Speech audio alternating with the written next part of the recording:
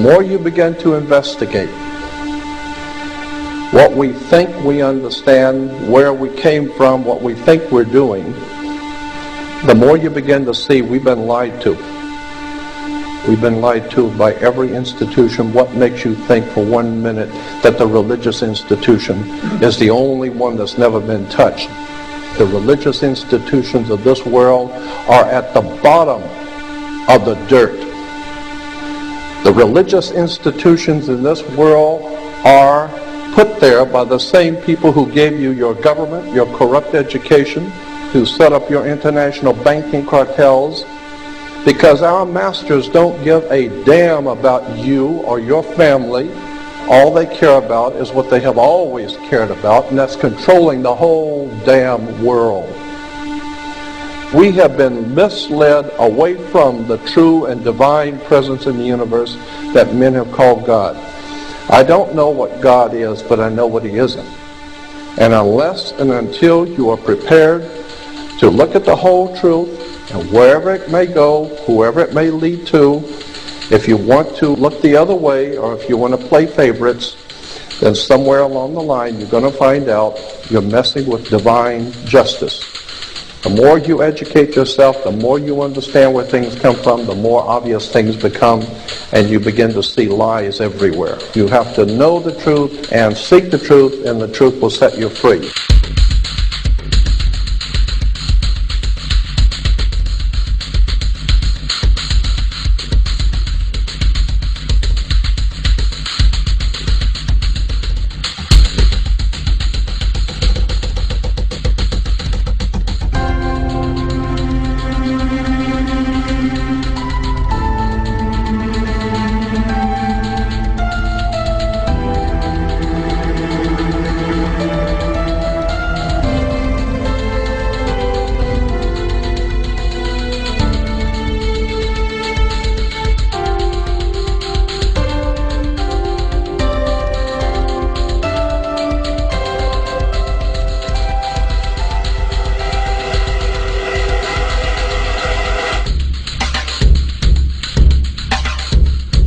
Because I got to tell you the truth, folks. I got to tell you the truth.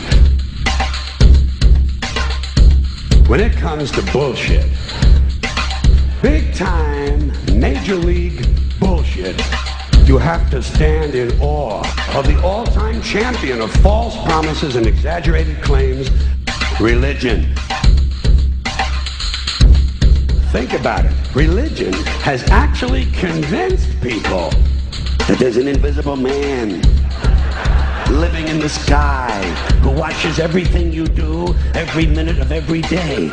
And the invisible man has a special list of 10 things he does not want you to do. And if you do any of these 10 things, he has a special place full of fire and smoke and burning and torture and anguish where he will send you to live and suffer and burn and choke and scream and cry forever and ever till the end of time. But he loves you.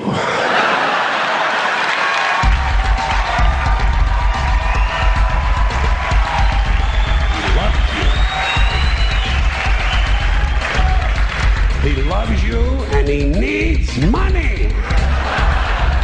He always needs money. He's all powerful, all perfect, all knowing, and all wise. Somehow just can't handle money. Religion takes in billions of dollars, they pay no taxes, and they always need a little more. Now, you talk about a good bullshit story. Holy shit.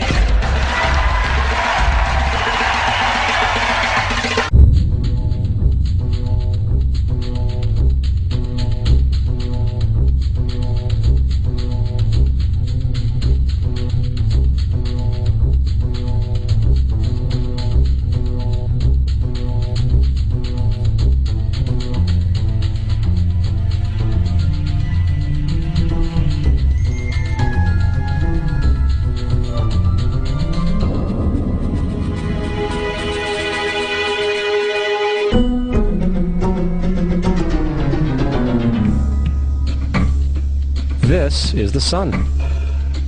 As far back as 10,000 BC, history is abundant with carvings and writings reflecting people's respect and adoration for this object. And it is simple to understand why, as every morning the sun would rise, bringing vision, warmth, and security, saving man from the cold, blind, predator-filled darkness of night. Without it, the cultures understood, the crops would not grow, and life on the planet would not survive. These realities made the sun the most adorned object of all time. Likewise, they were also very aware of the stars. The tracking of the stars allowed them to recognize and anticipate events which occurred over long periods of time, such as eclipses and full moons. They in turn cataloged celestial groups into what we know today as constellations. This is the cross of the zodiac, one of the oldest conceptual images in human history. It reflects the sun as it figuratively passes through the 12 major constellations over the course of a year. It also reflects the 12 months of the year, the 4 seasons, and the solstices and equinoxes. The term zodiac relates to the fact that constellations were anthropomorphized or personified as figures or animals. In other words, the early civilizations did not just follow the sun and stars, they personified them with elaborate myths involving their movements and relationships. The sun, with its life-giving and saving qualities, was personified as a representative of the unseen creator or God, God's Son, the light of the world, the savior of humankind. Likewise, the 12 constellations represented places of travel for God's Son, and were identified by names, usually representing elements of nature that happened during that period of time. For example, Aquarius, the water bearer, who brings the spring rains.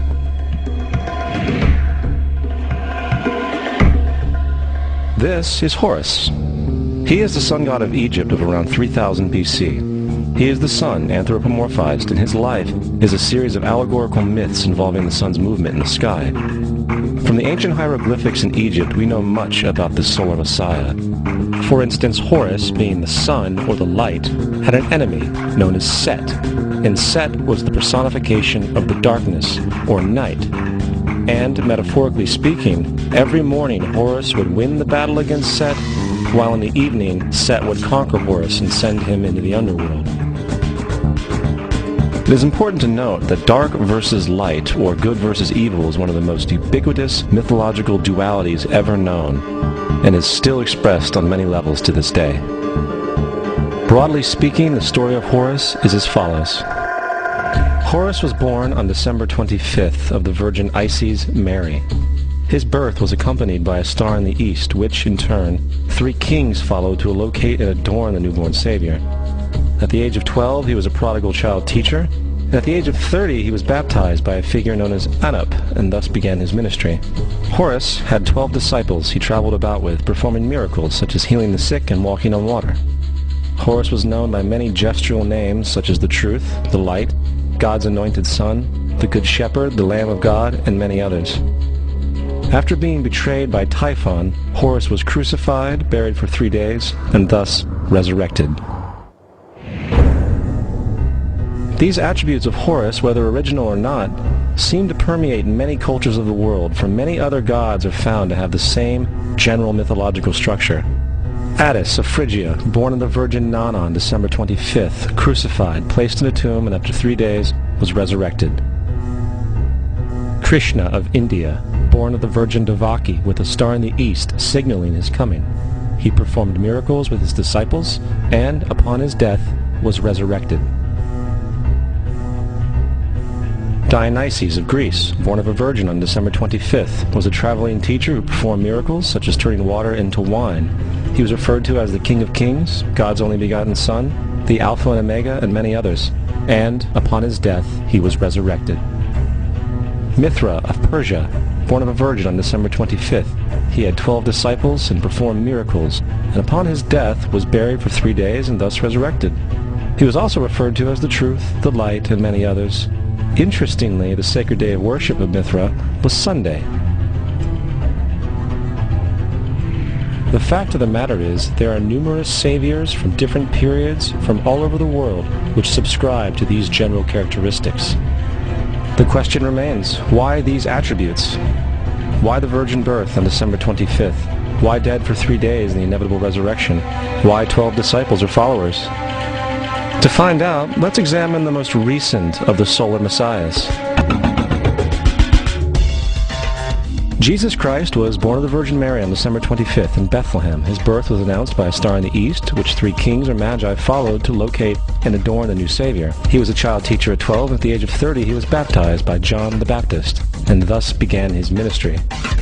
Jesus had 12 disciples, which he traveled about with, performing miracles such as healing the sick, walking on water, raising the dead. He was also known as the King of Kings, the Son of God, the Light of the World, the Alpha and Omega, the Lamb of God, and many, many others. After being betrayed by his disciple Judas and sold for 30 pieces of silver, he was crucified, placed in a tomb, and after 3 days was resurrected and ascended into heaven. First of all, the birth sequence is completely astrological. The star in the east is Sirius, the brightest star in the night sky, which, on December 24th, aligns with the 3 brightest stars in Orion's belt. These 3 bright stars in Orion's belt are called today what they were called in ancient times, the 3 kings.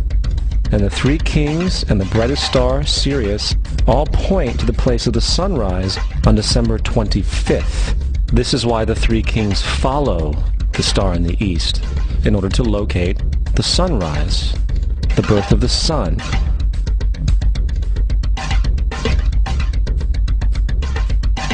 The Virgin Mary is the constellation Virgo, also known as Virgo the Virgin. Virgo in Latin means virgin. The ancient glyph for Virgo is the altered M. This is why Mary, along with other virgin mothers, such as Adonis's mother Myra or Buddha's mother Maya, begin with an M. Virgo is also referred to as the house of bread, and the representation of Virgo is a virgin holding a sheaf of wheat. This house of bread and its symbol of wheat represents August and September, the time of harvest. In turn, Bethlehem, in fact, literally translates to house of bread. Bethlehem is thus a reference to the constellation Virgo, a place in the sky, not on earth. There's another very interesting phenomenon that occurs around December 25th, or the winter solstice. From the summer solstice to the winter solstice, the days become shorter and colder. And from the perspective of the northern hemisphere, the sun appears to move south and get smaller and more scarce. The shortening of the days and the expiration of the crops when approaching the winter solstice symbolize the process of death to the ancients. It was the death of the sun. And by December 22nd, the sun's demise was fully realized, for the sun, having moved south continually for 6 months, makes it to its lowest point in the sky. Here a curious thing occurs. The sun stops moving south, at least perceivably, for 3 days. And during this 3-day pause, the sun resides in the vicinity of the Southern Cross, or Crux, constellation. And after this time, on December 25th, the sun moves 1 degree, this time north, foreshadowing longer days, warmth, and spring. And thus it was said, the sun died on the cross, was dead for 3 days, only to be resurrected or born again. This is why Jesus and numerous other sun gods share the crucifixion, 3-day death, and resurrection concept. It is the sun's transition period before it shifts its direction back into the northern hemisphere, bringing spring and thus salvation. However, they did not celebrate the resurrection of the sun until the spring equinox, or Easter. This is because at the spring equinox the sun officially overpowers the evil darkness, as daytime thereafter becomes longer in duration than the night, and the revitalizing conditions of spring emerge. Now, probably the most obvious of all the astrological symbolism around Jesus regards the 12 disciples. They are simply the 12 constellations of the zodiac, which Jesus, being the sun, travels about with. In fact, the number 12 is replete throughout the Bible.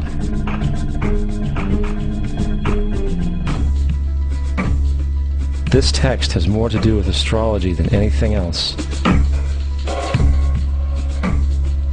Coming back to the cross of the zodiac, the figurative life of the sun, this was not just an artistic expression or tool to track the sun's movement. It was also a pagan spiritual symbol, the shorthand of which looked like this. This is not a symbol of Christianity.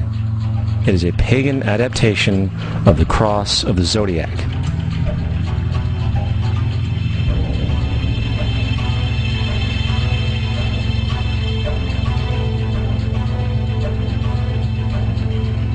This is why Jesus in early occult art is always shown with his head on the cross, for Jesus is the Son of God, the light of the world, the risen Savior who will come again, as it does every morning, the glory of God who defends against the works of darkness as he is born again every morning and can be seen coming in the clouds up in heaven with his crown of thorns or sun rays.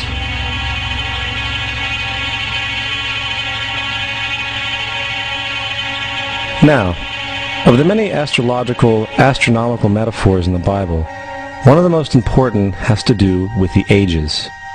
Throughout the scriptures, there are numerous references to the age. In order to understand this, we need to be familiar with a phenomenon known as the precession of the equinoxes. The ancient Egyptians, along with cultures long before them, recognized that approximately every 2150 years, the sunrise on the morning of the spring equinox would occur in a different sign of the zodiac. This has to do with a slow, angular wobble that the Earth maintains as it rotates on its axis. It is called a precession because the constellations go backwards rather than through the normal yearly cycle. The amount of time it takes for the precession to go through all 12 signs is roughly 25,765 years. This is also called the Great Year, and ancient societies were very aware of this, and they referred to each 2150-year period as an age. From 4300 BC to 2150 BC, it was the age of Taurus, the bull. From 2150 BC to 1 AD, it was the age of Aries, the ram. And from 1 AD to 2150 AD, it is the age of Pisces, the age we are still in to this day. And in and around 2150, we will enter the new age, the age of Aquarius.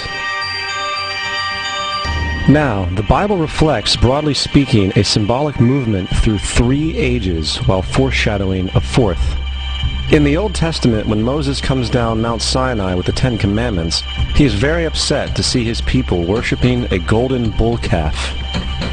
In fact, he shattered the stone tablets and instructed his people to kill each other in order to purify themselves.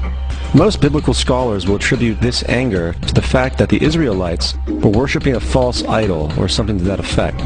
The reality is, the golden bull is Taurus the bull, and Moses represents the new age of Aries the ram. This is why Jews even today still blow the ram's horn. Moses represents the new age of Aries, and upon the new age, everyone must shed the old age. Other deities mark these transitions as well, such as Mithra, a pre-Christian god who kills the bull in the same symbology. Now Jesus is the figure who ushers in the age following Aries, the age of Pisces, or the 2 fish. Fish symbolism is very abundant in the New Testament. Jesus feeds 5,000 people with bread and 2 fish. When he begins his ministry walking along Galilee, he befriends 2 fishermen who follow him. And I think we have all seen the Jesus fish on the back of people's cars. Little do they know what it actually means. It is a pagan astrological symbolism for the sun's kingdom during the age of Pisces. Also, Jesus' assumed birth date is essentially the start of this age. At Luke 22:10, when Jesus is asked by his disciples where the next Passover will be after he is gone, Jesus replies, "Behold, when ye are entered into the city, there shall a man meet you, bearing a pitcher of water. Follow him into the house where he entereth in." This scripture is by far one of the most revealing of all the astrological references. The man bearing the pitcher of water is Aquarius, the water bearer, who is always pictured as a man pouring out a pitcher of water. He represents the age after Pisces, and when the sun, God's Son, leaves the age of Pisces, Jesus, it will go into the house of Aquarius, as Aquarius follows Pisces in the precession of the equinoxes. All Jesus is saying is that after the age of Pisces will come the age of Aquarius.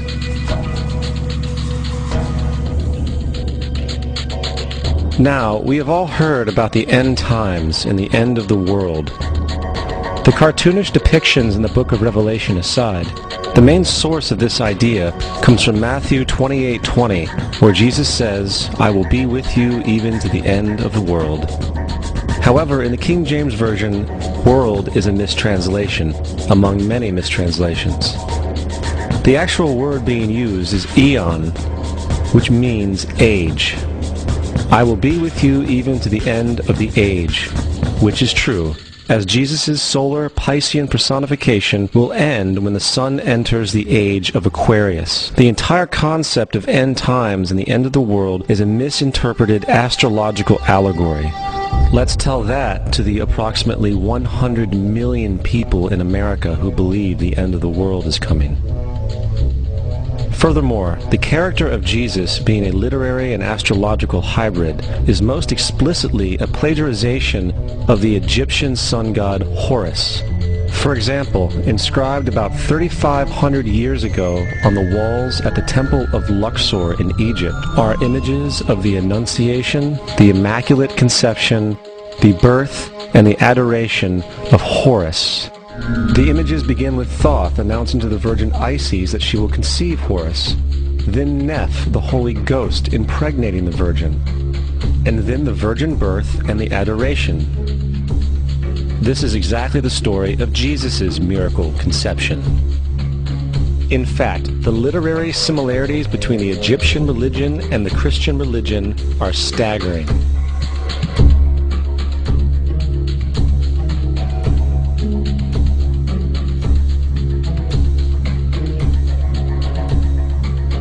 And the plagiarism is continuous. The story of Noah and Noah's Ark is taken directly from tradition. The concept of the Great Flood is ubiquitous throughout the ancient world, with over 200 cited claims in different periods and times. However, one need look no further for a pre-Christian source than the Epic of Gilgamesh, written in 2600 BC. This story talks of a great flood commanded by God, an ark with saved animals upon it, and even the release and return of a dove, all held in common with the biblical story among many other similarities. And then there is the plagiarized story of Moses. Upon Moses' birth, it is said that he was placed in a reed basket and set adrift in a river in order to avoid infanticide. He was later rescued by a daughter of royalty and raised by her as a prince. This baby in a basket story was lifted directly from the myth of Sargon of Akkad of around 2250 BC. Sargon was born, placed in a reed basket in order to avoid infanticide, and set adrift in a river. He was in turn rescued and raised by Aki, a royal midwife. Furthermore, Moses is known as the lawgiver, the giver of the Ten Commandments, the Mosaic Law. However, the idea of a law being passed from God to a prophet up on a mountain is also a very old motif. Moses is just another lawgiver in a long line of lawgivers in mythological history. In India, Manu was the great lawgiver. In Crete, Minos ascended Mount Dicta, where Zeus gave him the sacred laws, while in Egypt there was Meses, who carried stone tablets and upon them the laws of God were written. Manu, Minos, Meses, Moses. And as far as the Ten Commandments, they are taken outright from spell 125 in the Egyptian Book of the Dead. What the Book of the Dead phrased, "I have not stolen," became "Thou shalt not steal." "I have not killed," became "Thou shalt not kill." "I have not told lies," became "Thou shalt not bear false witness," and so forth. In fact, the Egyptian religion is likely the primary foundational basis for the Judeo-Christian theology. Baptism, afterlife, final judgment, virgin birth, death and resurrection, crucifixion, the Ark of the Covenant, circumcision, saviors, Holy Communion, Great Flood, Easter, Christmas, Passover, and many, many more are all attributes of Egyptian ideas long predating Christianity and Judaism. Justin Martyr, one of the first Christian historians and defenders, wrote, "When we say that he, Jesus Christ, our teacher, was produced without sexual union, was crucified and died and rose again, and ascended into heaven, we propound nothing different from what you believe regarding those who you esteem sons of Jupiter. In a different writing, Justin Martyr said, "He was born of a virgin, except this in common with what you believe of Perseus." It's obvious that Justin and other early Christians knew how similar Christianity was to the pagan religions. However, Justin had a solution. As far as he was concerned, the devil did it. The devil had the foresight to come before Christ and create his characteristics in the pagan world. Fundamentalist Christianity, fascinating. These people actually believe the world is 12,000 years old. Swear to God. I actually asked one of these guys, okay, dinosaur fossils. He says, dinosaur fossils? God put those here to test our faith.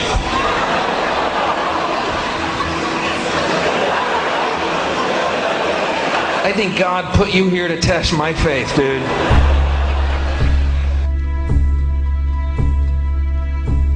The Bible is nothing more than an astrotheological literary hybrid, just like nearly all religious myths before it. In fact, the aspect of transference of one character's attributes to a new character can be found within the book itself. In the Old Testament, there is the story of Joseph. Joseph was a prototype for Jesus. Joseph was born of a miracle birth. Jesus was born of a miracle birth. Joseph was of 12 brothers. Jesus had 12 disciples. Joseph was sold for 20 pieces of silver. Jesus was sold for 30 pieces of silver. Brother Judah suggests the sale of Joseph. Disciple Judas suggests the sale of Jesus. Joseph began his work at the age of 30. Jesus began his work at the age of 30. The parallels go on and on. Furthermore, is there any non-biblical historical evidence of any person living with the name Jesus, the son of Mary, who traveled about with 12 followers, healing people and the like? There are numerous historians who lived in and around the Mediterranean, either during or soon after the assumed life of Jesus. How many of these historians document this figure? Not one. However, to be fair, that doesn't mean defenders of the historical Jesus haven't claimed the contrary. 4 historians are typically referenced to justify Jesus' existence. Pliny the Younger, Suetonius, and Tacitus are the first 3. Each one of their entries consists of only a few sentences at best, and only refer to Christus or the Christ, which in fact is not a name but a title. It means the Anointed One. The 4th source is Josephus, and this source has been proven to be a forgery for hundreds of years. Sadly, it is still cited as truth. You would think that a guy who rose from the dead and ascended into heaven for all eyes to see and performed the wealth of miracles acclaimed to him would have made it into the historical record. It didn't, because once the evidence is weighed, there are very high odds that the figure known as Jesus did not even exist.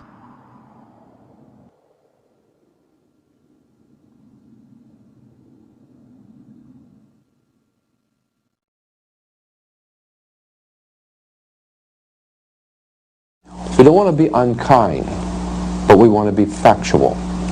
We don't want to cause hurt feelings, but we want to be academically correct in what we understand and know to be true. Christianity just is not based on truth. We find that Christianity was in fact nothing more than a Roman story developed politically. The reality is, Jesus was the solar deity of the Gnostic Christian sect, and like all other pagan gods, he was a mythical figure. It was the political establishment that sought to historize the Jesus figure for social control. By 325 AD in Rome, Emperor Constantine convened the Council of Nicaea. It was during this meeting that the politically motivated Christian doctrines were established, and thus began a long history of Christian bloodshed and spiritual fraud. And for the next 1600 years, the Vatican maintained a political stranglehold on all of Europe, leading to such joyous periods as the Dark Ages, along with enlightening events such as the Crusades and the Inquisition.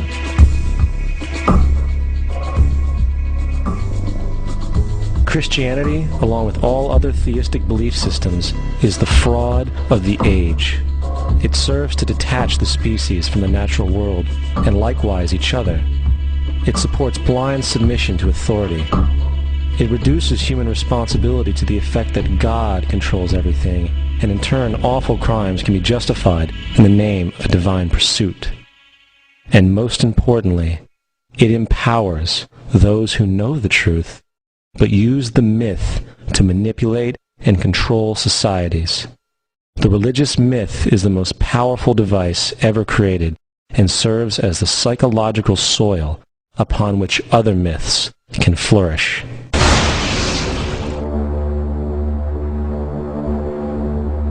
A myth is an idea that, while widely believed, is false. In a deeper sense, in the religious sense, a myth serves as an orienting and mobilizing story for a people. The focus is not on the story's relation to reality, but on its function. A story cannot function unless it is believed to be true in the community or the nation. It is not a matter of debate. If some people have the bad taste to raise the question of the truth of the sacred story, the keepers of the faith do not enter into debate with them. They ignore them or denounce them as blasphemers. It is wrong, blasphemous, and sinful for you to suggest, imply, or help other people come to the conclusion that the U.S. government killed 3,000 of its own citizens.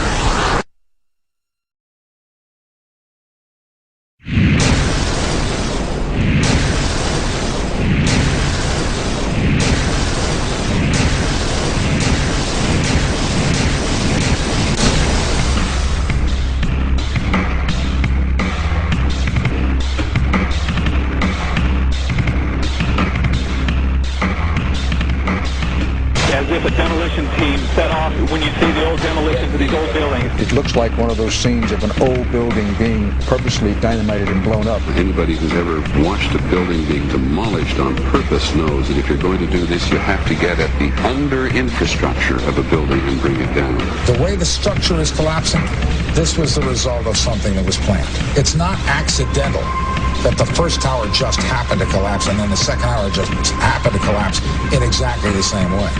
How they accomplished this, we don't know. The building collapsed to dust. You don't find a desk. You don't find a chair. You don't find a telephone, a computer. The biggest piece of a telephone I found was half of the keypad, and it was about this big. What happened to the concrete was pulverized from river to river. There was dust powder 2-3 inches thick. The concrete was just pulverized. Reminiscent of those pictures we've all seen too much on television before, when a building was deliberately destroyed by well-placed dynamite to knock it down. If it had detonated, they were planned to take down a building. Boom, boom, boom, boom. I heard a second explosion. There was a heavy-duty explosion. Then there was some secondary explosions and then the subsequent collapses. An explosion blew and it knocked everybody over. To me, it sounded like an explosion. It sounded like gunfire. Bang, bang, bang, bang, bang. And then all of a sudden, 3 big explosions. We heard a big explosion coming down. And then the entire top of the building just blew up. We saw some kind of explosion. By the force of the explosions. Big explosion. Blew us back into the 8th floor. Then we get to the lobby. This is a big explosion. The lobby looked as though a bomb had exploded there. A huge explosion now raining debris. It's been a huge explosion. Huge explosion that we all heard and felt. We just witnessed some kind of follow-up explosion. We heard a very loud blast explosion. The secondary explosion at Tower 1 camp. That is another bomb going off. He thinks that there were actually devices that were planted in the building. Planted in the building.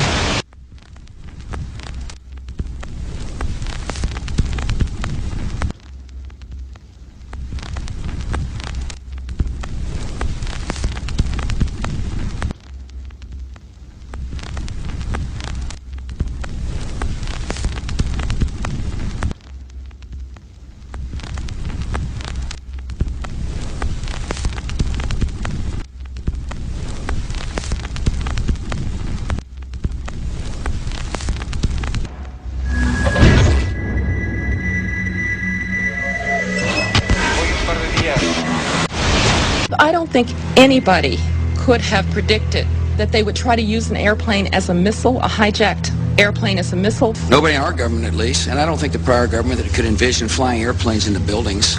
No specific threat involving really a domestic operation or involving what happened, obviously, the city's airliner and so. There were no warning signs that I'm aware of. USA Today reports that in the 2 years before the attacks on September the 11th, NORAD conducted exercises using hijacked airliners as weapons.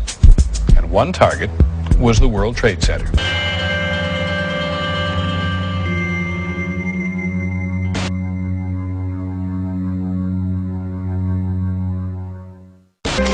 In confidential documents from the Philippines obtained by CNN, the plan was clear. He will board any American commercial aircraft, control its cockpit, and dive it at the CIA headquarters. Other buildings targeted the Pentagon and the World Trade Center. Security and counterterrorism was blinking red, in the words of George Tenet, that the warnings of an imminent attack were so severe that something dramatic should have been done. It was unparalleled. Instead, our president went on a month-long vacation.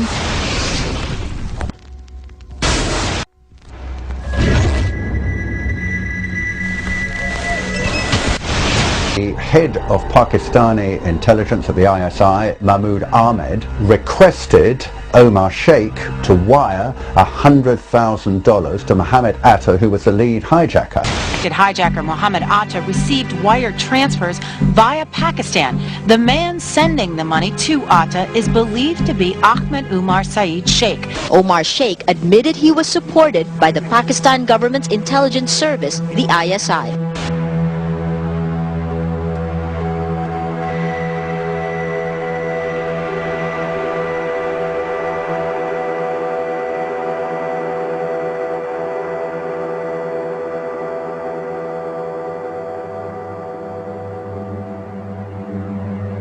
Although we are told that 4 or 5 of the alleged hijackers were on each of the flights. If so, their names should have been on the flight manifests. But the flight manifests that have been released contain neither the names of the alleged hijackers nor any Arab names whatsoever. We know that the men who were supposedly the hijackers had their houses, cars, credit cards paid for by the U.S. government. They were in truth agents. Evidence was also apparently planted. The passport of one of the hijackers on Flight 11 was allegedly found in the rubble. Goes through the fireball, through the side of the plane, and comes down to the ground unscathed. But something happened. For 6 months they reported they had this passport. Boy, we've got it, we've got the proof. And then the guy stood up and was alive. Several of these 19 men are still alive.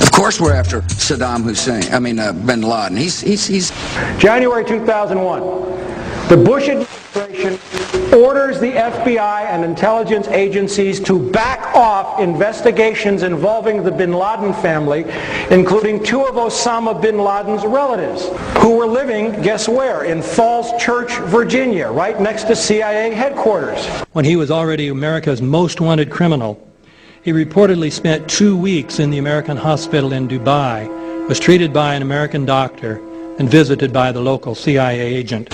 We have not seen one piece of evidence that links Osama bin Laden directly to the planning stages of September 11th. This failure to provide proof was later said to be unnecessary because bin Laden, in a video allegedly found in Afghanistan, admitted responsibility for the attacks. This confession is now widely cited as proof. But the man in this video has darker skin, fuller cheeks, and a broader nose than the Osama bin Laden of all other videos. We again seem to have planted evidence. In 1976, Osama's older brother Salim bin Laden hired a man in Texas by the name of Jim Bath to handle all the investments in the United States for the bin Laden family. Jim Bath also happens to be a personal, almost lifelong friend and former Air National Guard pilot with George W. Bush. The connections between the Bushes and the bin Ladens become much more clear when George Herbert Walker Bush made trips to Saudi Arabia in 1998 and 2000 to meet with the bin Laden family on behalf of a company called the Carlyle Group.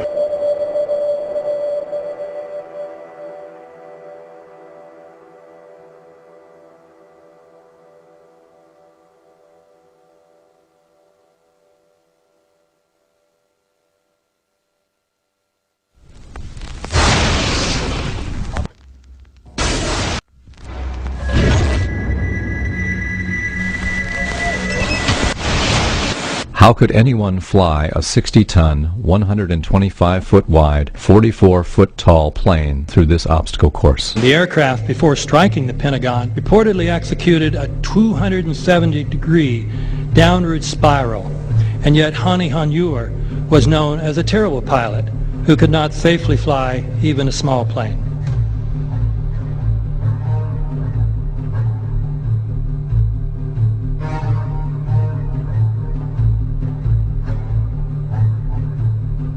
No seats, no luggage, no bodies. Nothing but bricks and limestone. The official explanation is that the intense heat from the jet fuel vaporized the entire plane. Flight 77 had 2 Rolls-Royce engines made of steel and titanium alloy and weigh 6 tons each. It is scientifically impossible that 12 tons of steel and titanium was vaporized by jet fuel. We're also told that the bodies were able to be identified either by their fingerprints or by the DNA.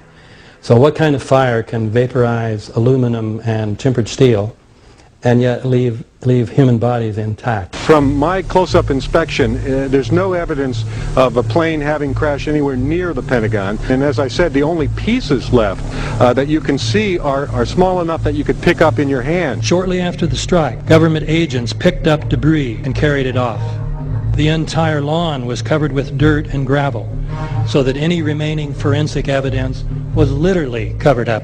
The videos from security cameras, which would show what really hit the Pentagon, were immediately confiscated by agents of the FBI, and the Department of Justice has to this day refused to release them.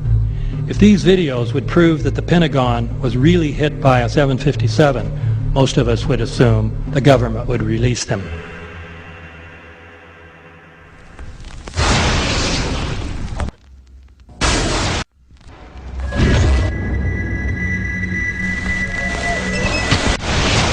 It looks like there's nothing there except for a hole in the ground.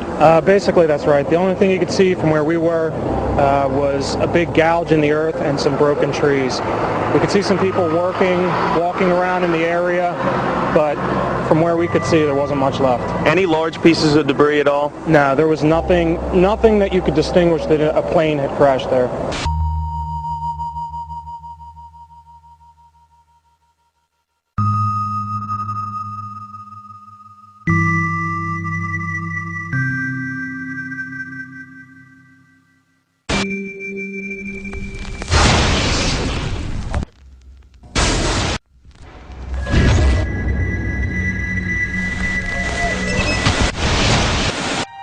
Pancake theory, according to which the fires, while not melting the steel, heated it up sufficiently to cause the floors weakened by the airplane strikes to break loose from the steel columns, and this started a chain reaction. So you would expect then from that theory, which is the official theory, to see a whole stack of floors piled up on top of each other and then a spindle of core columns standing too. The core of each of the twin towers consisted of 47 massive steel columns. If the floors had broken loose from them, these columns would have still been sticking up into the air 1,000 feet.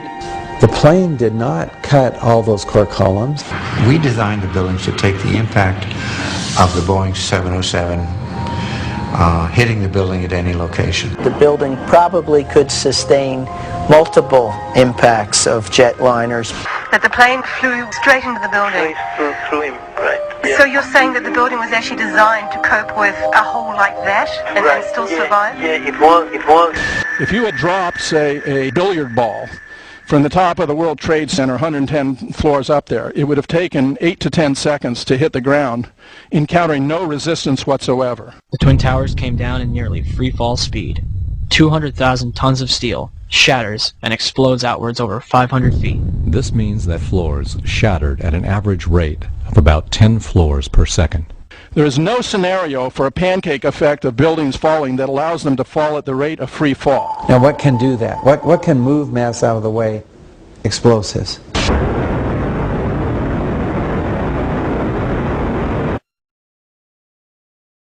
"47 huge steel columns going up the core. They're interconnected.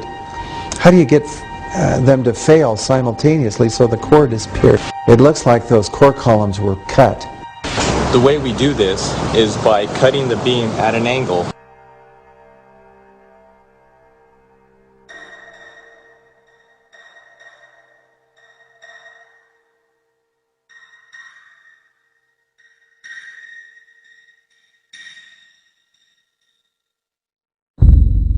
I started looking at the molten metal. All three buildings, both towers in the rubble, in the basement areas, and Building 7, there's these pools of molten metal.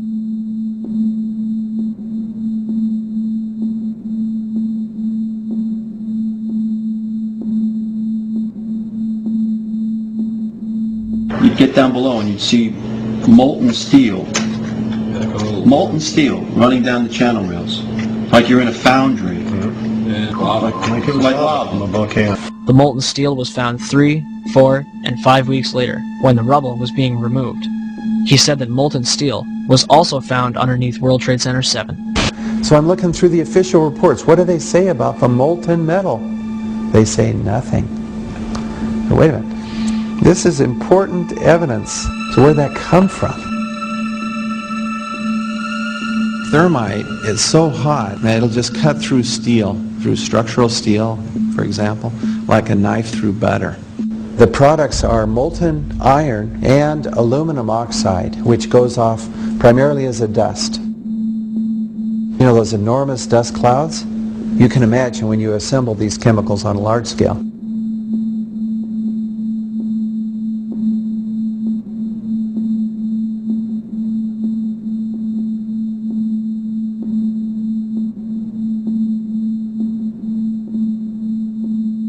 Molten metal pools under both towers after they collapsed, and Building 7. Now, Building 7 wasn't even hit by a jet.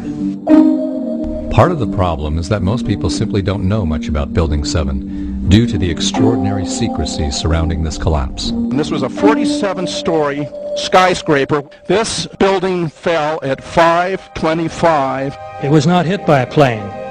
This building had fires on only 2 or 3 floors. And it was brought down by what we know was a controlled demolition. Demolitions, they look just like that. You know, a kink in the middle, and then that building just comes straight down, almost at free fall speed. They first blow one of the central columns so the building falls in on itself. Building 7 had a classic crimp or wedge. Its central column was blown out first, so it didn't structurally damage buildings just a few feet away from it.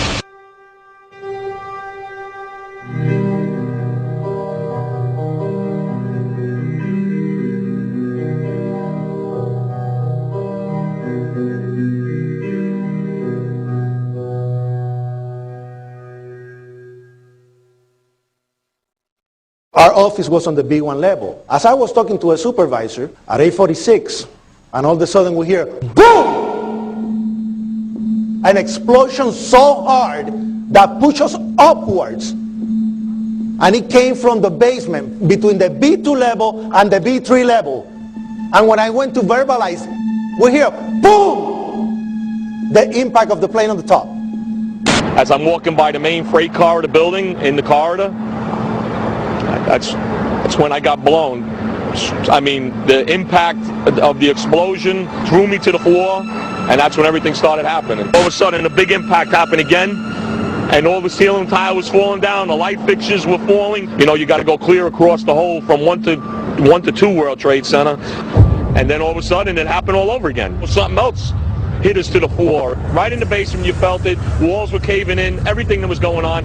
I mean, I know people that got killed in the basement. I know people that got broken legs in the basement. People that got reconstructive surgery because the walls hit them in the face.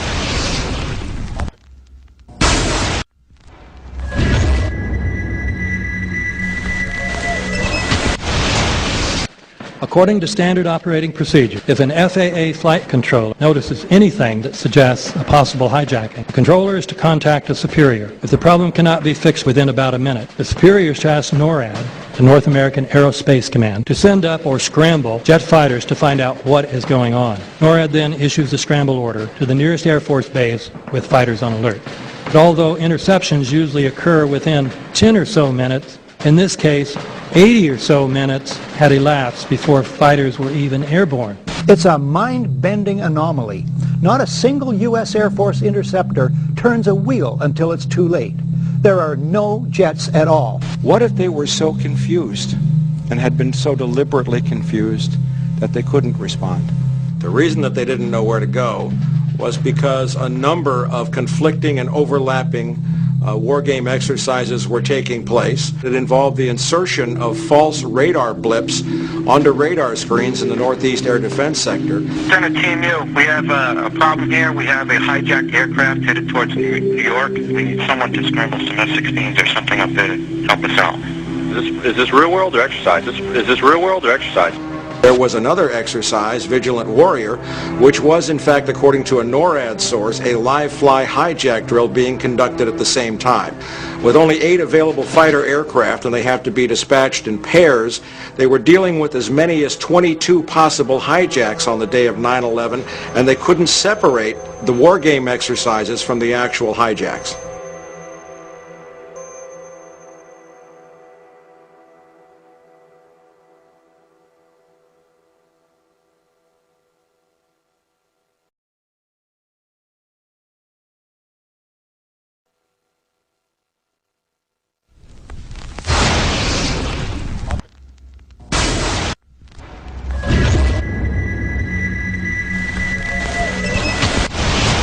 Page 172. The U.S. government has not been able to determine the origin of the money used for the 9/11 attacks. Ultimately, the question is of little practical significance. The American authorities have not managed to trace the source of the funding, and then the most amazingly disingenuous statement, ultimately, is it of little consequence. It is of massive consequence. Doesn't it matter who paid for 9/11? The collapse of Building 7 has been recognized as especially difficult to explain. The 9/11 Commission report implicitly admitted that it could not explain the collapse of this building by not even mentioning it. President, why are you and the Vice President insisting on appearing together before the 9/11 Commission? Because the 9/11 Commission wants to ask us questions. That's why we're meeting, and I look forward to meeting with them and answering their questions. Sir, Mr. President, I was asking why you're appearing together rather than separately, which was their request. Because it's a good chance for both of us to answer questions that the 9/11 Commission is looking forward to asking us, and I'm looking forward to answering them. Let's see. Do you think they should be able to stand up and speak their own words? They should go under oath. They should be, yeah, in public.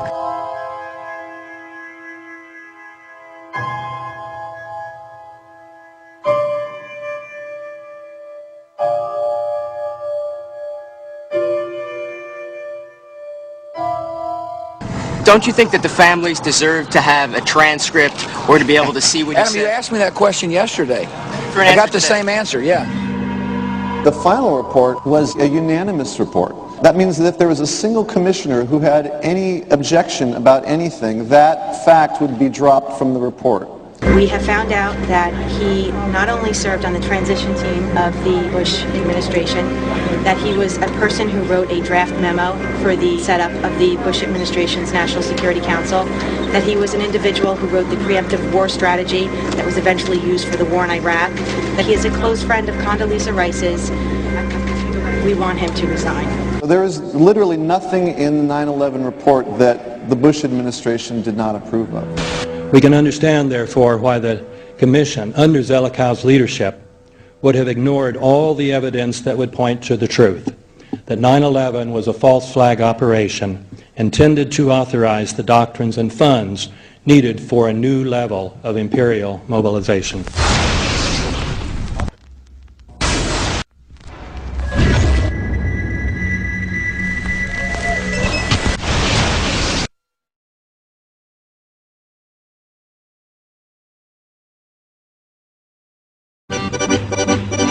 armed with knives, armed with chemical, biological, nuclear weapons. Fanatics, terrorists, September 11th. September 11th, killers, September 11th, terrorists. Terrorists of Al-Qaeda, terrorists, nuclear weapons, terrorists. 9/11, terror, terrorist, evil. September 11th, September 11th. The terrorists, war and danger. September 11th, terrorism, global terrorism, terrorism, terrorists, terrorists, terrorists, terrorists, terrorists, the terror, terrorists, terrorists, terrorism. September 11th, global terrorism, terrorists, terrorism. September 11th, world terrorism, terrorism. September 11th, global terrorism. September the 11th, terror, weapons of mass destruction. September the 11th, September the 11th, terrorists, the evil terrorists, no.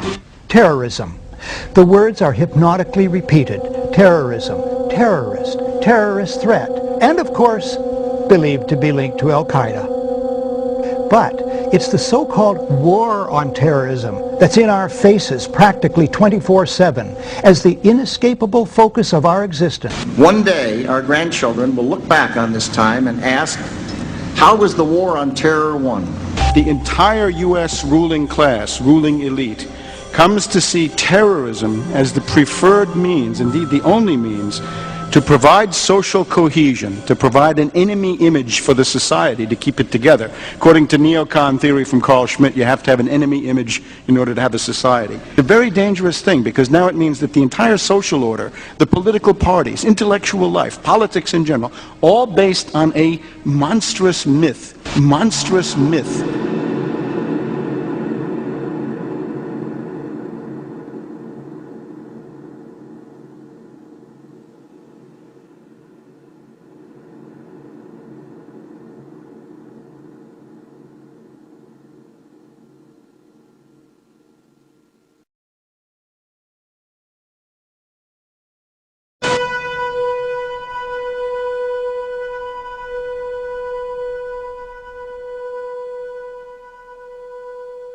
Look, the CIA has done in this country, what they've done to us is unbelievable. Look at the terrorist acts that have occurred. The CIA behind most, if not all of them. We had the Marine Barracks. We had our embassy in Kenya. We had Pan Am 103. We had the USS Cole. We had Oklahoma City. We had the World Trade Center in 1993. That helped the terrorists blow up the World Trade Center the first time. They built the bomb. They got the driver's license. The informant, the informant, a fellow named Salam, a 43-year-old former Egyptian army officer, he was given the assignment to put the bomb together. And he went to his supervisor, his FBI supervisor, and said, we're going to put a dummy bomb in here, right? And the FBI supervisor said, no, we're going to put a real bomb. The FBI actually carried out the attack on the World Trade Center in 1993. They actually hired Ahmad Salam and paid him $1 million and gave him real explosives, a detonator, and told him to build a bomb and to give it to the foolish people that he was controlling to allow them to attack the World Trade Center complex. Unfortunately for them, there were only 6 people killed, not enough to pass the legislation. So what happened is 2 years later, April 19, 1995, down comes Oklahoma City Murrah building, 168 people killed. 1 year later, the anti-terrorism legislation that takes away many of our constitutional rights and civil liberties is passed.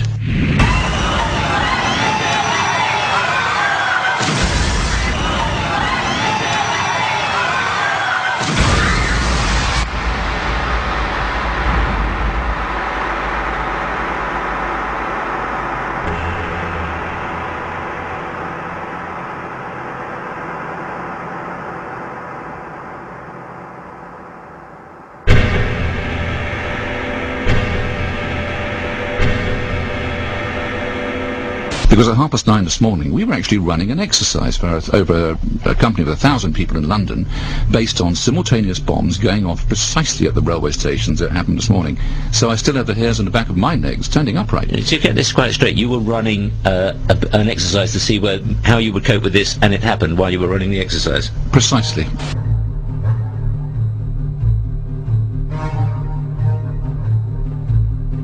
Supposed to believe is some kind of coincidence, there was also an anti-terrorist drill going on 7/7, and again, just like 9/11, they were talking about attacks on the same targets, the same kind of tube stations, and exactly the same time as the actual attack happened, providing some kind of cover for what must be operations orchestrated in some way by the state.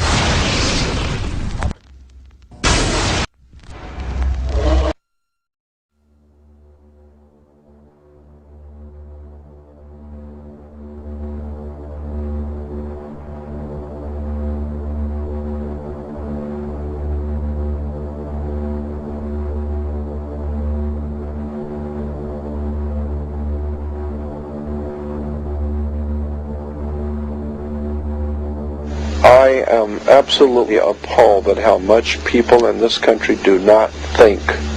We are given to understand that an Arabic guy out there up in the mountains financed the most elaborate attack on this country. Do you think some people in a cave,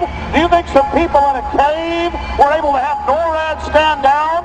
Do you think that people in a cave were able to have all of this happen? And when I think about how many Americans were killed in New York City, and believing as I do that this thing was a setup job, this is a textbook operation that Nazis used, and they've used it over and over again. America has been suckered in one more time. I don't have to tell you things are bad. Everybody knows things are bad. The dollar buys a nickel's worth. Banks are going bust. Shopkeepers keep a gun under the counter. Punks are running wild in the street, and there's nobody anywhere who seems to know what to do, and there's no end to it. We know the air is unfit to breathe, and our food is unfit to eat. We sit watching our TVs while some local newscaster tells us that today we had 15 homicides and 63 violent crimes, as if that's the way it's supposed to be. We know things are bad, worse than bad. They're crazy. It's like everything everywhere is going crazy, so we don't go out anymore. We sit in the house, and slowly the world we're living in is getting smaller, and all we say is, please, at least leave us alone in our living rooms. Let me have my toaster and my TV and my steel-belted radios, and I won't say anything. Just leave us alone. Well, I'm not going to leave you alone. I want you to get mad. I don't want you to protest. I don't want you to riot. I don't want you to write to your congressmen because I wouldn't know what to tell you to write. I don't know what to do about the depression and the inflation and the Russians and the crime in the street. All I know is that first, you've got to get mad. You've got to say, I'm a human being. God damn it. My life has value.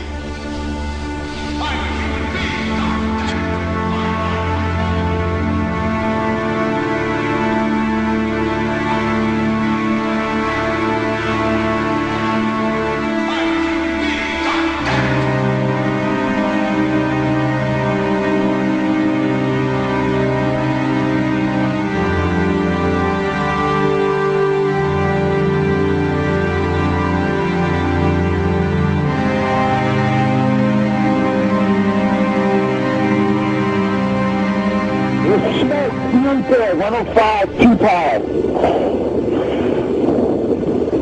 It's wind there, it's black, it's iron. My wife thinks I'm alright. I called her and said I was leaving the building, I was fine, and bang! The 3 of us, 2 broken windows. Oh, God!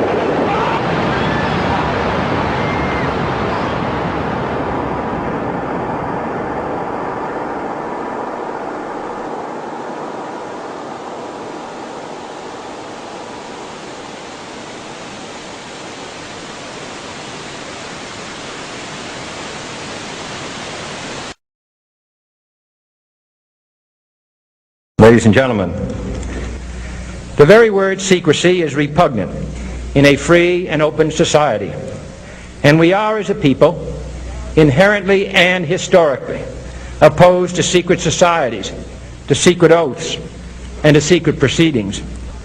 For we are opposed around the world by a monolithic and ruthless conspiracy that relies primarily on covert means for expanding its sphere of influence, on infiltration instead of invasion, on subversion instead of elections, on intimidation instead of free choice.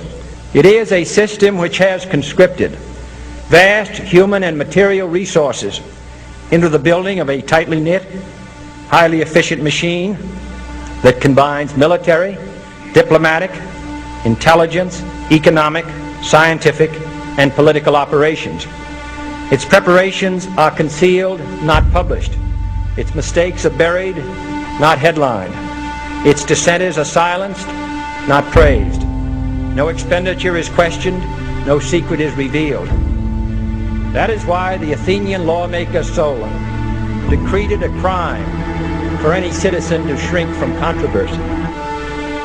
I am asking your help in the tremendous task of informing and alerting the American people, confident that with your help, man will be what he was born to be, free and independent.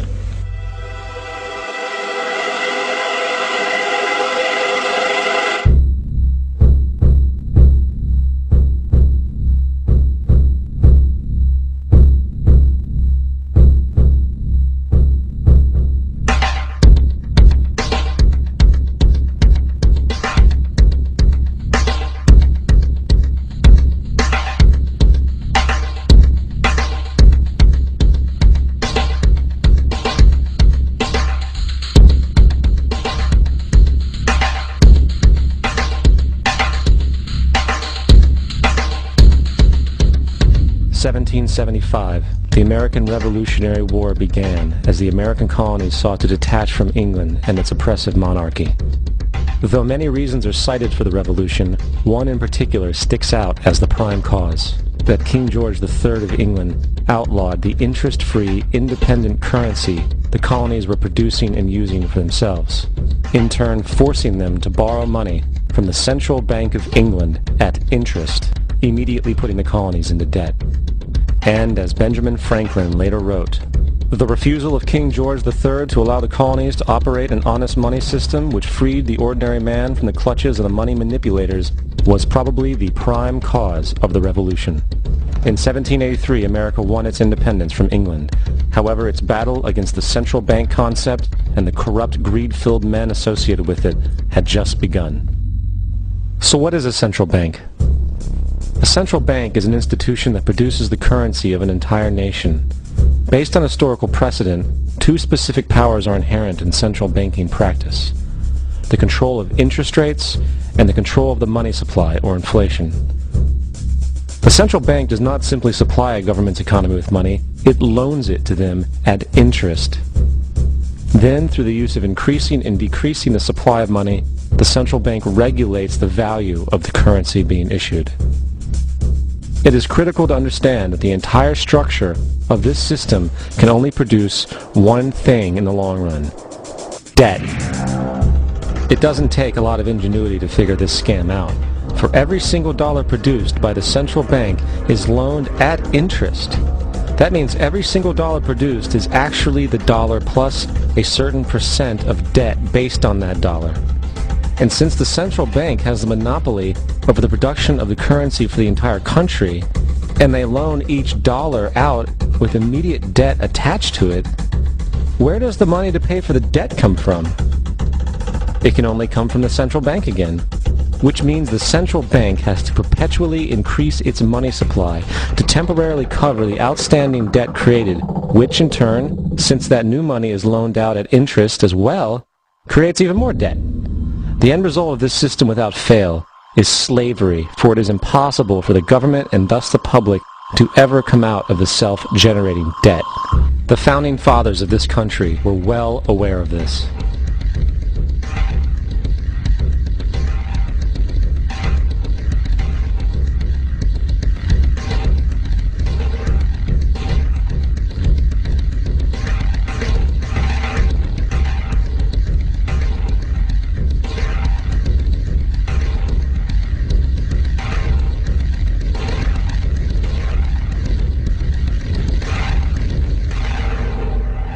By the early 20th century, the U.S. had already implemented and removed a few central banking systems, which were swindled into place by ruthless banking interests. At this time, the dominant families in the banking and business world were the Rockefellers, the Morgans, the Warburgs, the Rothschilds. And in the early 1900s, they sought to push once again legislation to create another central bank. However, they knew the government and public were very weary of such an institution, so they needed to create an incident to affect public opinion. So, J.P. Morgan, publicly considered a financial luminary at the time, exploited his mass influence by publishing rumors that a prominent bank in New York was insolvent or bankrupt. Morgan knew this would cause mass hysteria, which would affect other banks as well. And it did. The public, in fear of losing their deposits, immediately began mass withdrawals.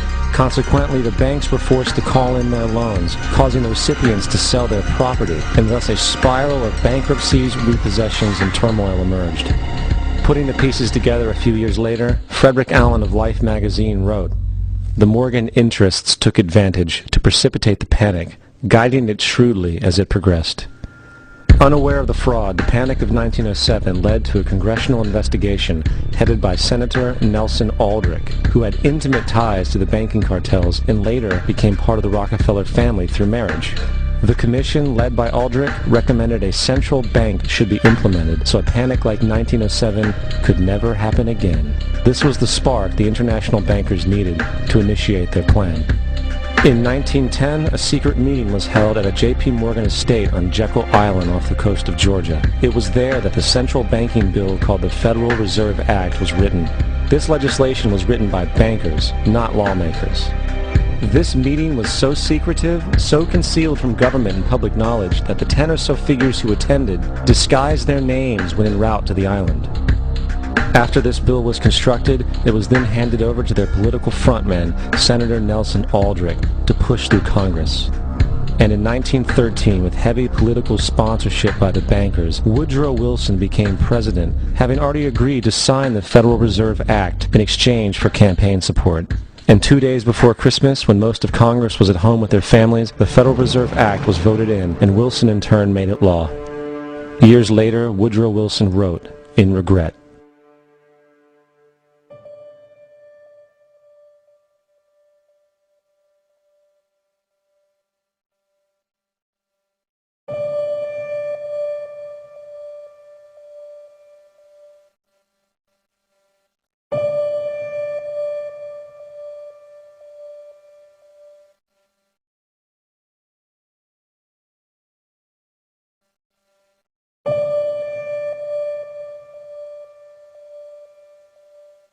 Congressman Louis McFadden also expressed the truth after the passage of the bill. A world banking system was being set up here, a superstate controlled by international bankers, acting together to enslave the world for their own pleasure. The Fed has usurped the government. Now, the public was told that the Federal Reserve System was an economic stabilizer, and inflation and economic crises were a thing of the past. Well, as history has shown, nothing is further from the truth. The fact is, the international bankers now had a streamlined machine to expand their personal ambitions. For example, from 1914 to 1919, the Fed increased the money supply by nearly 100%, resulting in extensive loans to small banks and the public. Then, in 1920, the Fed called in mass percentages of the outstanding money supply, thus resulting in the supporting banks having to call in huge numbers of loans, and, just like 1907, bank runs, bankruptcy, and collapse occurred. Over 5,400 competitive banks outside of the Federal Reserve System collapsed, further consolidating the monopoly of the small group of international bankers. Privy to this crime, Congressman Lindbergh stepped up and said in 1921, "Under the Federal Reserve Act, panics are scientifically created. The present panic is the first scientifically created one, worked out as we figure a mathematical equation." However, the panic of 1920 was just a warm-up. From 1921 to 1929, the Fed again increased the money supply, resulting once again in extensive loans to the public and banks. There was also a fairly new type of loan called a margin loan in the stock market. Very simply, the margin loan allowed an investor to put down only 10% of a stock's price, with the other 90% being loaned through the broker. In other words, a person could own $1,000 worth of stock with only $100 down. This method was very popular in the roaring 1920s, as everyone seemed to be making money in the market. However, there was a catch to this loan. It could be called in at any time and had to be paid within 24 hours. This is termed a margin call, and the typical result of a margin call is the selling of the stock purchased with the loan. So, a few months before October in 1929, J.D. Rockefeller, Bernard Baruch, and other insiders quietly exited the market. And on October 24th, 1929, the New York financiers who furnished the margin loans started calling them in masse. This sparked an instantaneous, massive sell-off in the market, for everyone had to cover the margin loans. It then triggered mass bank runs for the same reason, in turn collapsing over 16,000 banks, enabling the conspiring international bankers to not only buy up rival banks at a discount, but to also buy up whole corporations at pennies on the dollar. It was the greatest robbery in American history. But that didn't stop there. Rather than expanding the money supply in order to recover from this economic collapse, the Fed actually contracted it, fueling one of the largest depressions in history.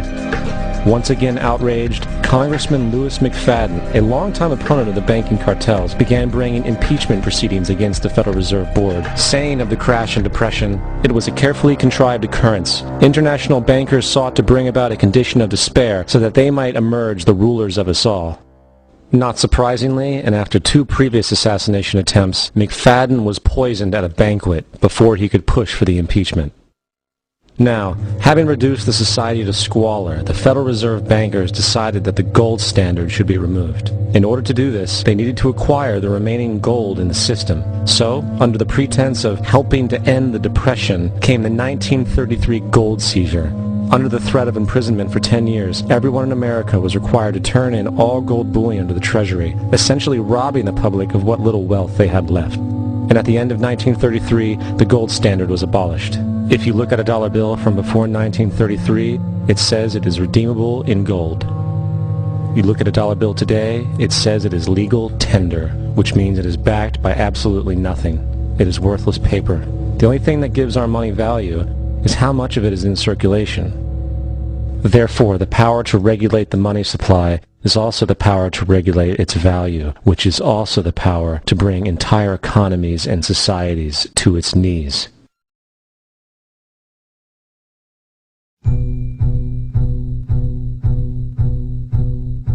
It's important to clearly understand, the Federal Reserve is a private corporation. It is about as Federal Express.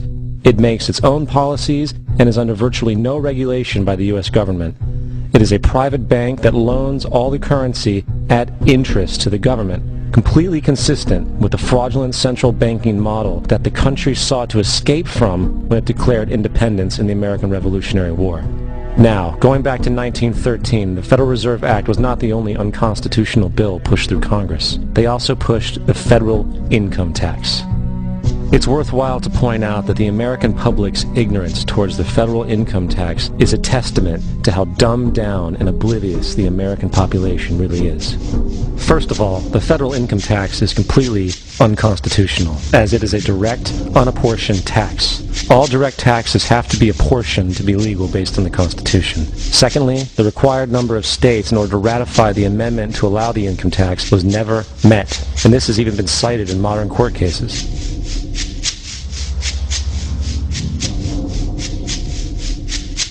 Third, at the present day, roughly 35% of the average worker's income is taken from them via this tax. That means you work 4 months out of the year to fulfill this tax obligation. And guess where that money goes? It goes to pay the interest on the currency being produced by the fraudulent Federal Reserve Bank, a system that does not have to exist at all. The money you make working 4 months out of the year goes almost literally into the pockets of the international bankers who own the private Federal Reserve Bank.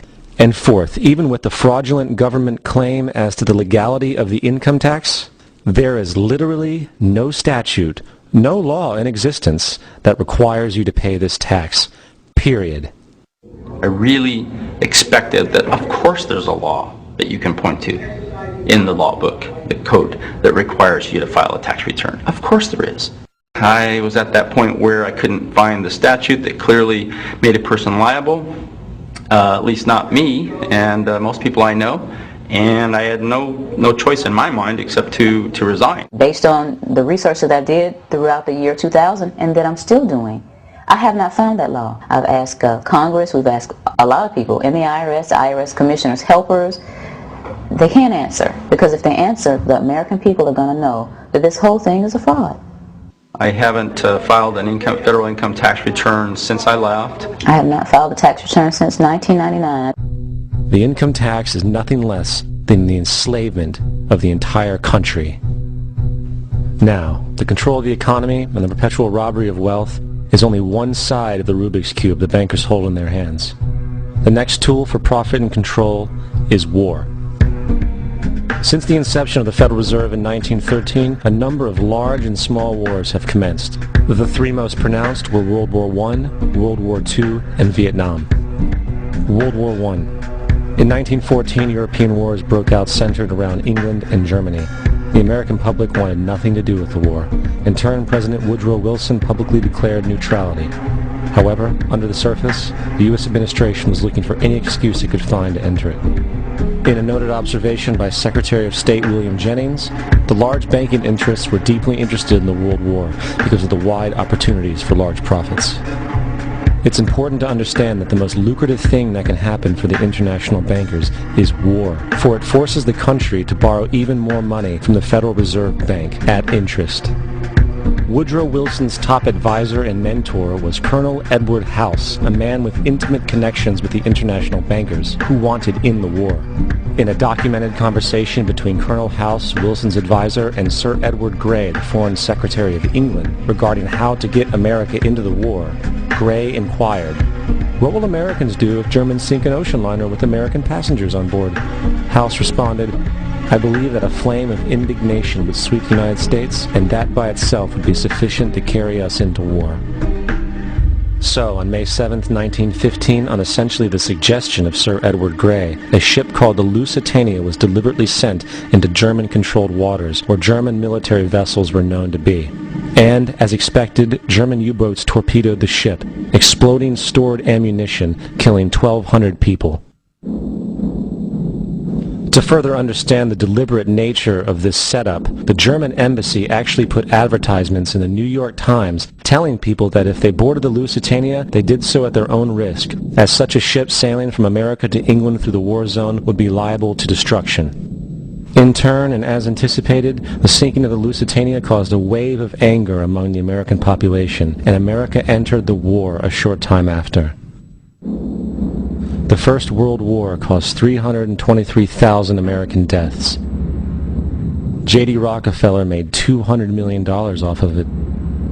Not to mention the war cost about $30 billion for America, most of which was borrowed from the Federal Reserve Bank at interest, furthering the profits of the international bankers. World War II. On December 7, 1941, Japan attacked the American fleet at Pearl Harbor, triggering our entry into that war. President Franklin D. Roosevelt declared the attack was a day that will live in infamy.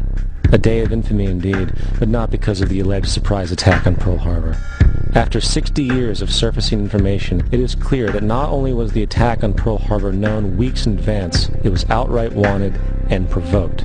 Roosevelt, whose family had been New York bankers since the 18th century, whose uncle Frederick was on the original Federal Reserve Board, was very sympathetic to the interests of the international bankers, and the interest was to enter the war, as we've seen, nothing is more profitable for international bankers than war. In a journal entry by Roosevelt's Secretary of War Henry Stimson, dated November 25, 1941, he documented a conversation he had with Roosevelt. The question was, how should we maneuver them into firing the first shot? It was desirable to make sure the Japanese be the ones to do this, so that there should remain no doubt as to who were the aggressors. In the months leading up to the attack on Pearl Harbor, Roosevelt had done almost everything in his power to anger the Japanese, showing a posture of aggression. He halted all of Japan's imports of American petroleum. He froze all the Japanese assets in the United States. He made public loans to nationalist China and supplied military aid to the British, both enemies of Japan in the war, which, by the way, is completely in violation of international war rules. And on December 4th, 3 days before the attack, Australian intelligence told Roosevelt about a Japanese task force moving towards Pearl Harbor. Roosevelt ignored it. So, as hoped and allowed, on December 7, 1941, Japan attacked Pearl Harbor, killing 2,400 soldiers. Before Pearl Harbor, 83% of the American public wanted nothing to do with the war. After Pearl Harbor, 1 million men volunteered for the war. It is important to note, Nazi Germany's war effort was largely supported by two organizations, one of which was called IG Farben. IG Farben produced 84% of Germany's explosives, and even the Zyklon B used in the concentration camps to kill millions. One of the unspoken partners of IG Farben was J.D. Rockefeller's Standard Oil Company in America. In fact, the German Air Force could not operate without a special additive patented by Rockefeller's Standard Oil. The drastic bombing of London by Nazi Germany, for example, was made possible by a $20 million sale of fuel to IG Farben by the Rockefeller Standard Oil Company. This is just one small point on the topic of how American business funded both sides of World War II. One other treasonous organization worth mentioning is the Union Banking Corporation of New York City. Not only did it finance numerous aspects of Hitler's rise to power, along with actual materials during the war, it was also a Nazi money laundering bank, which was eventually exposed for having millions of dollars of Nazi money in its vaults. The Union Banking Corporation of New York was eventually seized for violations of the Trading with the Enemy Act. Guess who the director and vice president of the Union Bank was? Prescott Bush, our current president's grandfather, and of course our former president's father. Keep that in mind when considering the moral and political dispositions of the Bush family. Vietnam. The United States' official declaration of war on North Vietnam in 1964 came after an alleged incident involving 2 U.S. destroyers being attacked by North Vietnamese PT boats in the Gulf of Tonkin. This was known as the Gulf of Tonkin incident. This single situation was the catalytic pretext for massive troop deployment and full-fledged warfare. One problem, however, the attack on the U.S. destroyers by Vietnamese PT boats never happened. It was a completely staged event to have an excuse to enter the war. Former Secretary of Defense Robert McNamara stated years later that the Gulf of Tonkin incident was a mistake, while many other insiders and officers have come forward, relaying that it was a contrived farce, a complete lie. Once in the war, it was business as usual. In October 1966, President Lyndon Johnson lifted trading restrictions on the Soviet bloc, knowing full well that the Soviets were providing upwards of 80% of North Vietnam's war supplies. Consequently, Rockefeller interests financed factories in the Soviet Union, which the Soviets used to manufacture military equipment and send it to North Vietnam. However, the funding of both sides of this conflict was only one side of the coin. In 1985, Vietnam's rules of engagement were declassified. This detailed what American troops were and were not allowed to do in the war. It included absurdities like North Vietnamese anti-aircraft missile systems could not be bombed until they were known to be fully operational. No enemy could be pursued once they crossed the border of Laos or Cambodia. And most revealing of all, the most critical strategic targets were not allowed to be attacked unless initiated by high military officials. Apart from these imposed ludicrous limitations, North Vietnam was informed of these restrictions and therefore could base entire strategies around the limitations of the American forces. This is why the war went on so long. And the bottom line is this: the Vietnam War was never meant to be won, just sustained. This war for profit resulted in 58,000 American deaths and 3 million dead Vietnamese. So, where are we now? September 11th was the jumpstart for what is now an accelerated agenda by the ruthless elite. It was a staged war pretext no different than the sinking of the Lusitania, the provoking of Pearl Harbor, and the Gulf of Tonkin lie. In fact, if 9/11 wasn't a planned war pretext, it would be an exception to the rule. It has been used to launch 2 unprovoked illegal wars, one against Iraq and one against Afghanistan. However, 9/11 was a pretext for another war as well, the war against you. The Patriot Act, Homeland Security, the Military Tribunals Act, and other legislations are all completely and entirely designed to destroy your civil liberties and limit your ability to fight back against what is coming. Currently in the United States, unannounced to most brainwashed Americans, your home can be searched without a warrant, without you being home. You can in turn be arrested with no charges revealed to you, detained indefinitely with no access to a lawyer, and legally tortured, all under the suspicion that you might be a terrorist. If you need a painted picture of what is happening in this country, let's recognize how history repeats itself. In February 1933, Hitler staged a false flag attack, burning down his own German parliament building, the Reichstag, and blamed it on communist terrorists. In the next few weeks, he passed the Enabling Act, which completely eradicated the German Constitution, destroying people's liberties.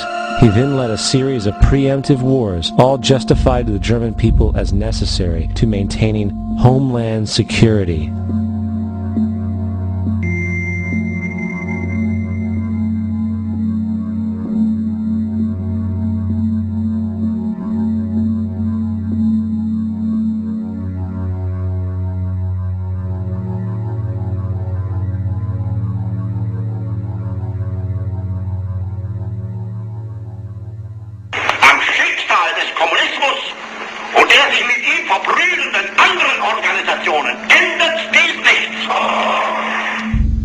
Our enemy is a radical network of terrorists and every government that supports them.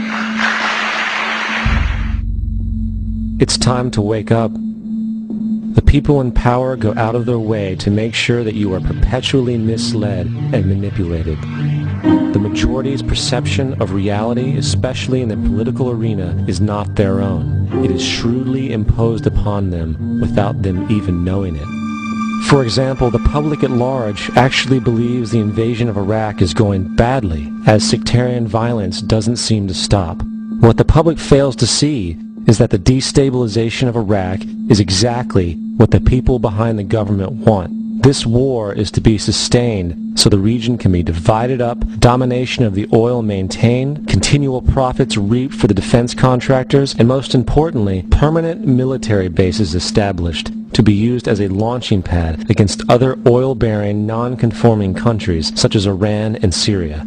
For further implication that the civil war and destabilization is purely intentional, in 2005, 2 elite British SAS officers were arrested by Iraqi police after being caught driving around in their car shooting at civilians while dressed up as Arabs.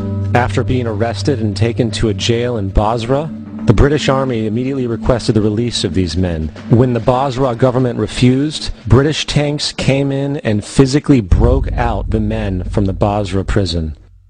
If you wish to destroy an area, how do you do it? Well, there are 2 ways. You can go in there and bomb it and so forth, but that is not very efficient. What you do is you try to get the people in that area to kill each other and to destroy their own territory, their own farms, and that's what's been done in that area. The way in which you destroy an opponent is get him to destroy himself by dividing his ranks against one another. Then you feed both sides. You have agents feeding both sides, inflaming both sides, and they kill each other off. And it's time that some of us woke up to this reality, to understand that people who try to maintain empires and create empires do it by manipulating the people they're trying to conquer. You might want to ask yourself why the entire culture is utterly saturated with mass media entertainment from all sides, while the educational system in America continues its stupefying downward slide since the U.S. government decided to take over and subsidize the public school system. What your government pays for, it gets. When we understand that, then we look at government-financed institutions of education and see the kind of students and the kind of education that's being turned out by these government-financed schools. Logic will tell you that if what is being turned out in those schools was not in accord with what the state and the federal government wanted, then it would change it. The bottom line is that the government is getting what they have ordered. They do not want your children to be educated. They do not want you to think too much. That is why our country and our world has become so proliferated with entertainments, mass media, television shows, amusement parks, drugs, alcohol, and every kind of entertainment to keep the human mind entertained, so that you don't get in the way of important people by doing too much thinking. You had better wake up and understand that there are people who are guiding your life and you don't even know it. We're in a lot of trouble because you people and 62 million other Americans are listening to me right now, because less than 3% of you people read books. Because less than 15% of you read newspapers. Because the only truth you know is what you get over this tube. Right now, there is a whole, an entire generation that never knew anything that didn't come out of this tube. This tube is the gospel, the ultimate revelation. This tube can make or break presidents, popes, prime ministers. This tube is the most awesome goddamn force in the whole godless world. And woe is us if it all falls into the hands of the wrong people. And when the largest company in the world controls the most awesome goddamn propaganda force in the whole godless world, who knows what shit will be peddled for truth on this network. So you listen to me. Listen to me. Television is not the truth. Television is a goddamn amusement park. Television is a circus, a carnival, a traveling troupe of acrobats, storytellers, dancers, singers, jugglers, sideshow freaks, lion tamers, and football players. We're in the boredom-killing business. But you people sit there day after day, night after night, all ages, colors, creeds. We're all you know. You're beginning to believe the illusions we're spinning here. You're beginning to think that the tube is reality and that your own lives are unreal. You do whatever the tube tells you. You dress like the tube. You eat like the tube. You raise your children like the tube. You even think like the tube. This is mass madness, you maniacs. In God's name, you people are the real thing. We are the illusion. The last thing the men behind the curtain want is a conscious, informed public capable of critical thinking, which is why a continually fraudulent zeitgeist is output via religion, the mass media, and the educational system. They seek to keep you in a distracted, naive bubble, and they are doing a damn good job of it. In 2005, an arrangement between Canada, Mexico, and the United States was made. This arrangement, unannounced to the public, unregulated by Congress, merges the United States, Mexico, and Canada into one entity, erasing all borders. It's called the North American Union, and you might want to ask yourself why you've never heard of this. In fact, there is only one mainstream reporter who has actually heard of and has had the courage to cover this issue. The Bush administration's open borders policy and its decision to ignore the enforcement of this country's immigration laws is part of a broader agenda.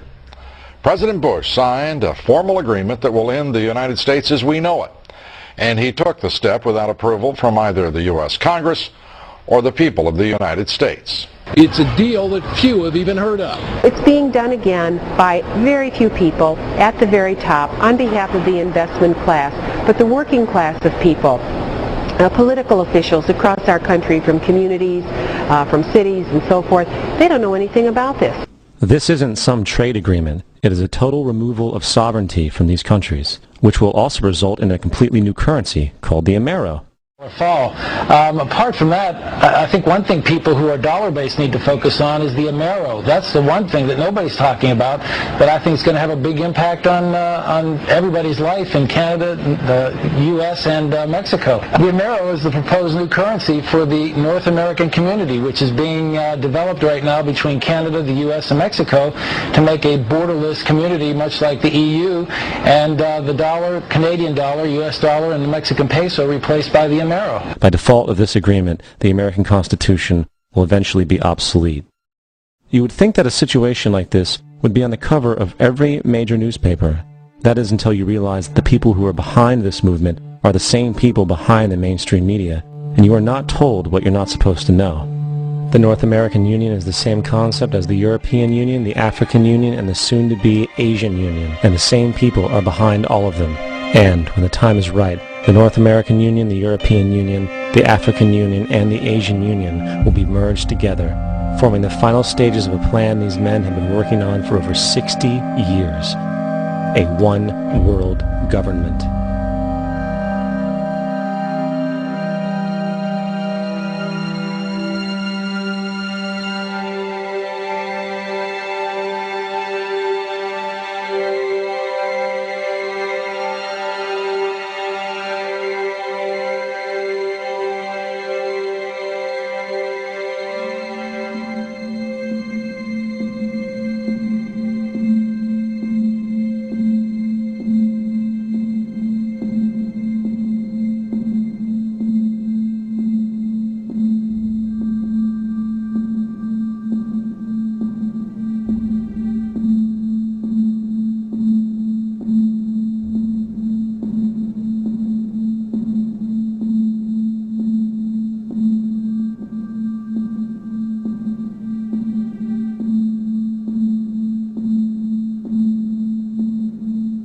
One bank, one army, one center of power. And if we have learned anything from history, it is that power corrupts, and absolute power corrupts absolutely. This is Aaron Russo, a filmmaker and former politician. To his left is Nicholas Rockefeller of the infamous Rockefeller banking and business dynasty.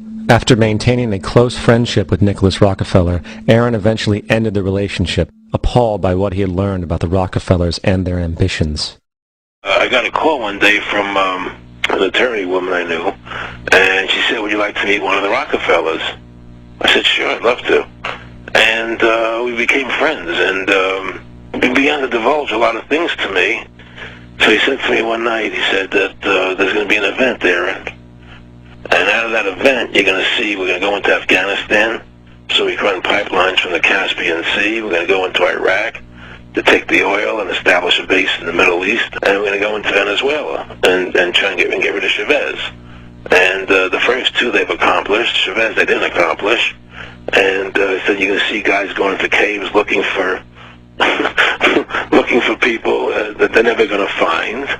You know, he was laughing about the fact that you have this war on terror. There's no real enemy. He's talking about how by having this war on terror, you can never win it, because it's an eternal war, and so you can always keep taking people's liberties away.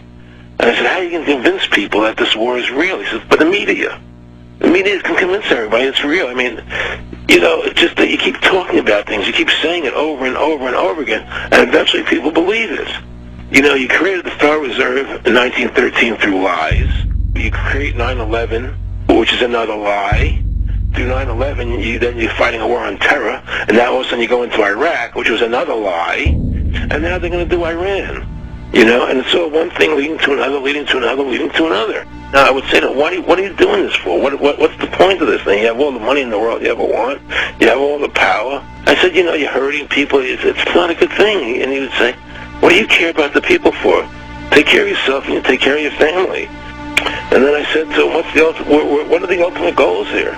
He said, the ultimate goal is to get everybody in this world chipped with the RFID chip, and have all money be on those chips and everything on those chips. And if anybody wants to protest what we do or violate what we want, we just turn off their chip. That's right, microchipped. In 2005, Congress, under the pretense of immigration control and the so-called war on terrorism, passed the REAL ID Act, under which it is projected by May 2008, you will be required to carry around a federal identification card, which includes on it a scannable barcode with your personal information. However, this barcode is only an intermediary step before the card is equipped with a VeriChip RFID tracking module, which will use radio frequencies to track your every move on the planet. If this sounds foreign to you, please note that the RFID tracking chip is already in all new American passports. And the final step is the implanted chip, which many people have already been manipulated into accepting under different pretenses. We have a Florida family who are really pioneers in a brave new world. They have volunteered to be the first ever to have microchip identification devices implanted into their body. After 9/11, I was really concerned with the security of my family. I wouldn't mind having something planted permanently in my arm that would identify me. In the end, everybody will be locked into a monitored control grid where every single action you perform is documented. And if you get out of line, they can just turn off your chip, for at that point in time, every single aspect of society will revolve around interactions with the chips. This is the picture that is painted for the future if you open your eyes to see it. A centralized one-world economy where everyone's moves and everyone's transactions are tracked and monitored, all rights removed. The most incredible aspect of all, these totalitarian elements will not be forced upon the people. The people will demand them. For the social manipulation of society through the generation of fear and division has completely detached humans from their sense of power and reality. A process which has been going on for centuries, if not millennia. Religion, patriotism, race, wealth, class, and every other form of arbitrary separatist identification and thus conceit has served to create a controlled population, utterly malleable in the hands of the few. Divide and conquer is the motto. And as long as people continue to see themselves as separate from everything else, they lend themselves to being completely enslaved. The men behind the curtain know this, and they also know that if people ever realize the truth of their relationship to nature and the truth of their personal power, the entire manufactured zeitgeist they prey upon will collapse like a house of cards.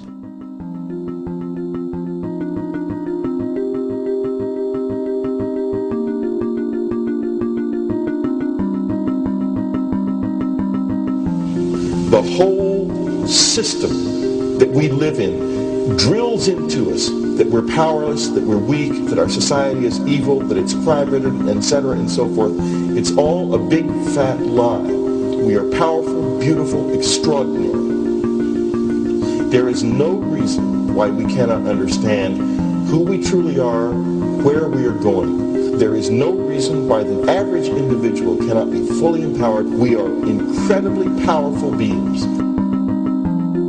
You know, I think I spent 30 years of my life, in the first 30, trying to become something. I wanted to become good at things. I wanted to become good at tennis. I wanted to become good at school and grades and everything I kind of viewed in that perspective. I'm not okay the way I am, but if I got good at things, you realize that I had the game wrong. The game was to find out what I already was. Find out what I already was.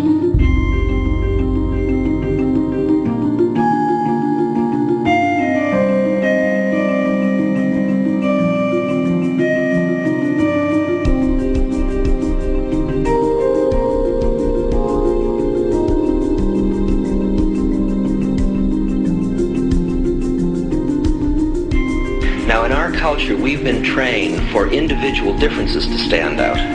So you look at each person, immediately it is brighter, dumber, older, younger, richer, poorer, and we make all these dimensional distinctions, put them in categories and treat them that way. And we get so that we only see others as separate from ourselves in the ways in which they're separate. And one of the dramatic characteristics of experience is being with another person and suddenly seeing the ways in which they are like you, not different from you, and experiencing the fact that which is essence in you and which is essence in me is indeed one.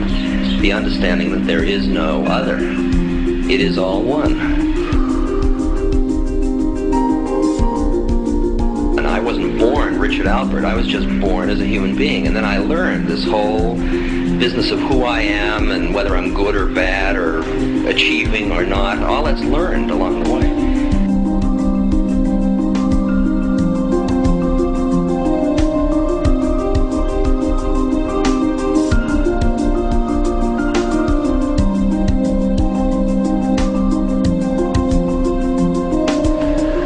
The old appeals to racial, sexual, and religious chauvinism, to rabid nationalist fervor, are beginning not to work. A new consciousness is developing which sees the earth as a single organism and recognizes that an organism at war with itself is doomed.